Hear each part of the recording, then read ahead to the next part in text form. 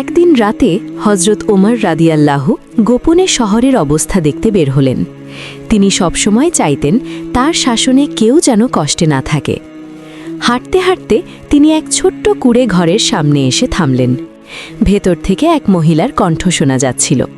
মহিলা বলছিলেন তার ছোট সন্তানকে, আরেকটু অপেক্ষা করো, খাবার হয়ে যাবে।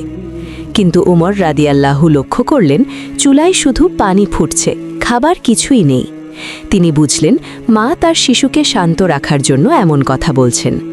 ওমর রাদিয়াল্লাহুর চোখ ভিজে গেল।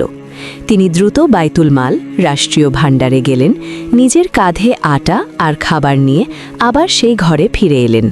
তার সঙ্গী বললেন, আমি বহন করি। ওমর রাদিয়াল্লাহু উত্তর দিলেন, কিয়ামতের দিনে তুমি কি আমার বোঝা বহন করবে?